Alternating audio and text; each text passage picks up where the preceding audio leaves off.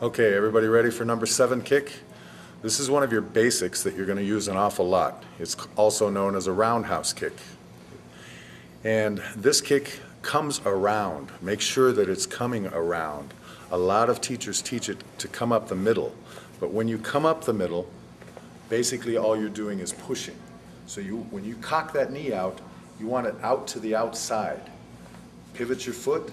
At the same time your foot pivots, you snap from the knee down, back in line with the leg, in line with the kicking leg. So at the point of impact, your body is in a straight line. That way, you get your hip into the kick. Can you imagine throwing a punch like this?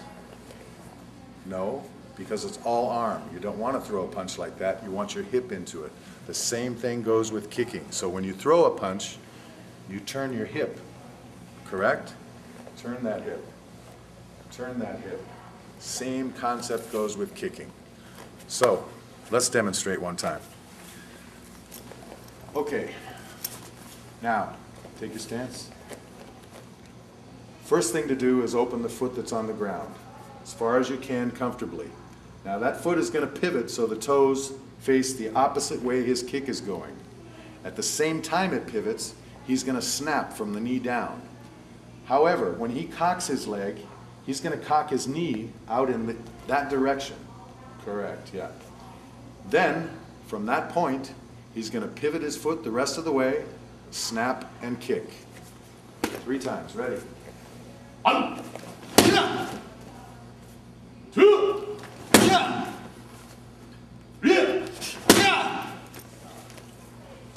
There's a lot of power in this kick, but what I would suggest, you know, when you're hitting a bag, you got somebody holding the bag for you, or you're hitting a heavy bag with this kick, when practicing it, do it in the air also. Don't rely on hitting something all the time, because if you do, when the time comes that you throw the kick and that person isn't there, your balance is going to be all screwed up.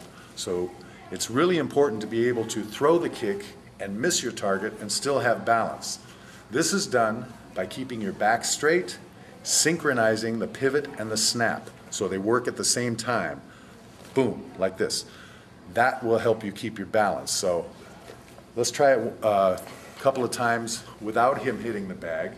You've already seen how powerful it can be. We know it's a powerful kick, but can it be done and still keep your balance? Yes, it can if it's done right. Ready? 1, 2, 3.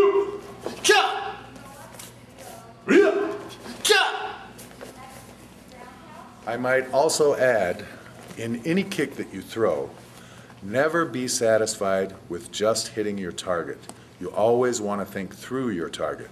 So as that kick's coming around, just this one in particular, they're all this way. You hit somebody with a side kick, you think through the object. Don't just be satisfied with hitting it. With this one, it comes around. He doesn't want to just hit me. He wants to go through it and then recoil and set it down. And also, a lot of people throw kicks and just let their legs drop. You don't want your leg to just drop. You want to shoot that kick out, recoil it, and then set it down. Never just leave it out. It's very vulnerable to get grabbed. So don't throw it and just let it drop. Recoil it, set it down.